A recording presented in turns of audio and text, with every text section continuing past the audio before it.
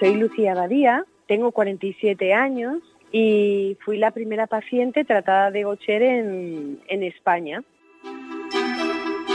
Toda esta aventura, una noche que me dolía un dedo al que no le di importancia, y a la mañana siguiente, cuando me fui a levantar, me sentía muy cansada, no podía, me dolía todo el cuerpo muchísimo y tenía un dolor y un cansancio, un dolor brutal. Y a raíz de ahí empezó todo, porque no se sabía muy bien qué es lo que me estaba pasando. En ese momento ahora sé que tenía una crisis ósea, que es referente a mi enfermedad, que es el tipo 1, y empezó todo sin saber muy bien qué pasaba. Yo creo que cuando uno tiene una enfermedad rara, lo peor de la situación, no saber qué le pasa, el miedo o la incertidumbre hasta que le pones nombre a eso que te está pasando. Entonces, lo peor para mí fueron esas semanas en donde no sabía muy bien qué me estaba pasando. Se cumplen ahora 30 años de ese primer tratamiento de la enfermedad de Gaucher en nuestro país. Fue tratada a los 16 años por el doctor Juan Ignacio Pérez Calvo en el Hospital Clínico de Zaragoza. Hoy, en Plaza al Día, enfermedades raras, el duro camino hasta el diagnóstico.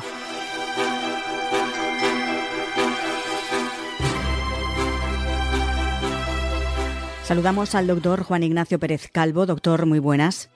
Muchas gracias por la invitación y por el interés que tienen en este grupo de enfermedades. Hemos hablado ya con Lucía. ¿Cómo fue la travesía de esta paciente hasta que dieron precisamente con su diagnóstico, doctor?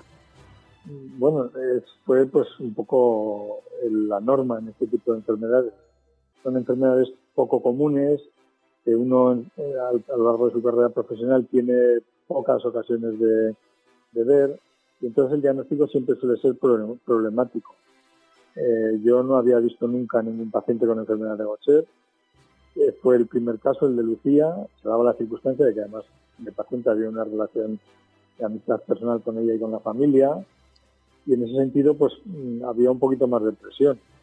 El diagnóstico pues fue, como se dice popularmente, tirando del hilo, intentando entender las alteraciones que presentaba en ese momento, y a través de la interpretación de algunas exploraciones, pues al final, mediante una biopsia de médula ósea, se pudo comprobar que había células de Gaucher muy abundantes en la médula y que esa era la causa de las molestias que tenía en aquel momento. La paciente se refiere a usted, doctor, como el superhéroe de esta historia. En el caso de Lucía, lo ha dicho usted, esa enfermedad de Gaucher, ¿en qué consiste concretamente esta dolencia? Bueno, lo de superhéroe hay que matizarlo.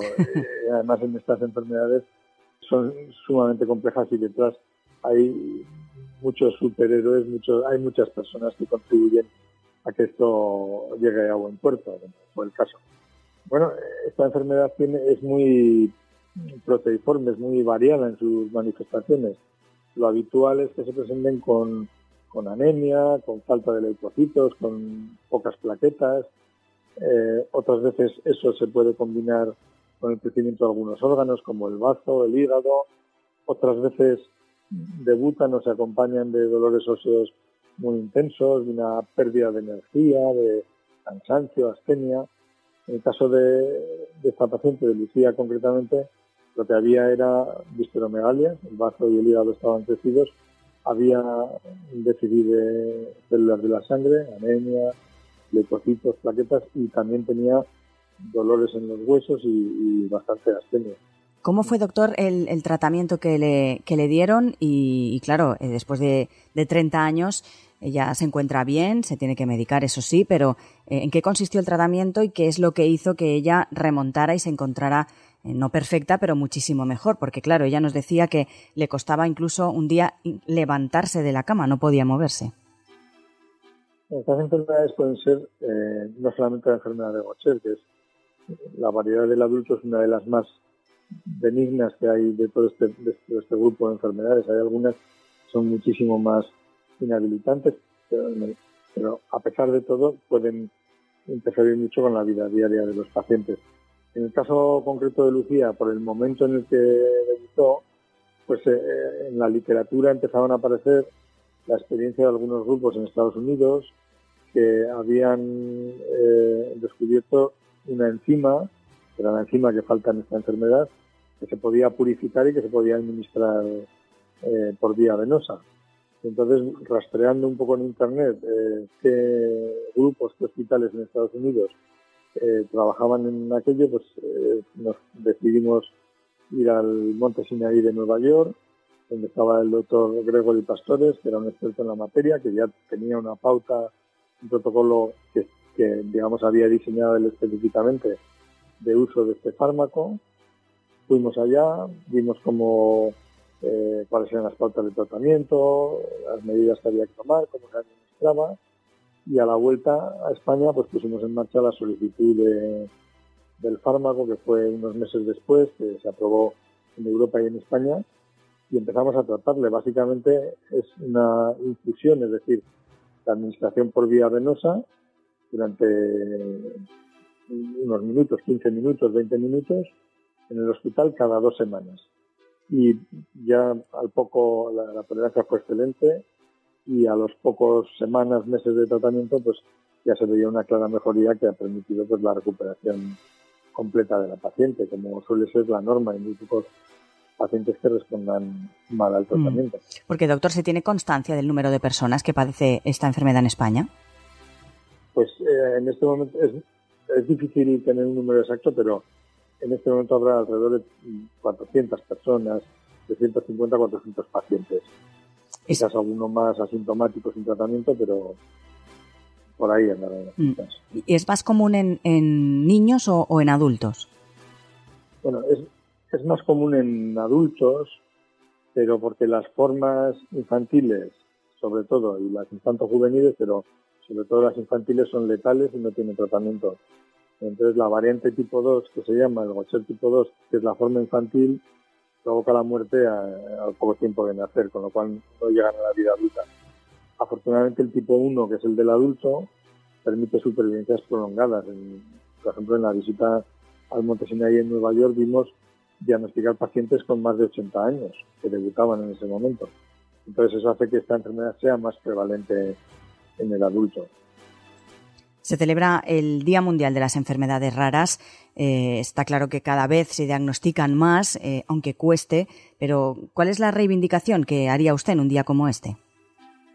Bueno, además de la reivindicación, yo creo que tenemos que sentirnos afortunados, porque la sensibilidad, tanto social como entre nosotros los profesionales, ha aumentado mucho. La verdad es que ahora hay muchísimos médicos especialistas a lo largo de toda España que se han familiarizado con la enfermedad, y por tanto el diagnóstico es más fácil, los recursos diagnósticos son más accesibles. Pero yo sí que creo que me conviene y merece la pena hacer un llamamiento a las autoridades para que tengan también esta sensibilidad a la hora de financiar y de promover la investigación en este campo, la incorporación del diagnóstico y el tratamiento de estos pacientes a la vida diaria de los centros sanitarios, es decir, un poco normalizar, asimilar estas enfermedades a lo que son otras mucho más comunes. Uh-huh. Pues, doctor, hay sensibilidad, pero hay margen para mejorar. Doctor Pérez Calvo, muchísimas gracias por estar hoy con nosotros, y sobre todo enhorabuena por todo ese trabajo y diario de ese incansable, no sé cómo decir, camino complicado, con a veces espinas, para intentar ayudar a todas estas personas que padecen diferentes enfermedades raras. Gracias por acompañarnos. Muchas gracias a ustedes, y recuerdo que el esfuerzo es colectivo, ¿no? Aquí no hay personas individuales, se trata de trabajar en equipo y trabajar con los pacientes. Muchas gracias.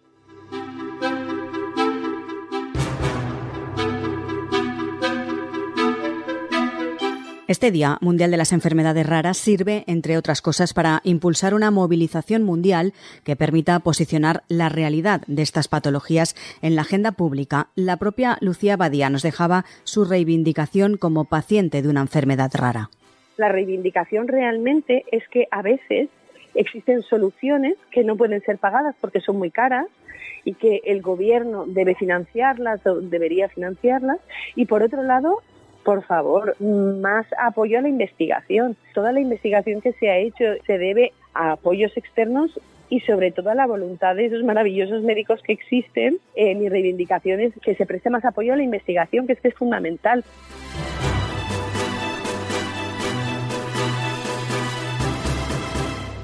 Ya saben que pueden escuchar Plaza al Día en plazapodcast.es, también a través de sus redes sociales en Instagram, X, Facebook, TikTok y LinkedIn. Además, lo pueden hacer también a través de todas las cabeceras de Ediciones Plaza y en las principales plataformas de podcast a las que pueden suscribirse y enviarnos sus comentarios. Además, les recordamos que tienen también a su disposición plazaldía.es. Allí tienen todos nuestros contenidos a los que fácilmente se pueden suscribir.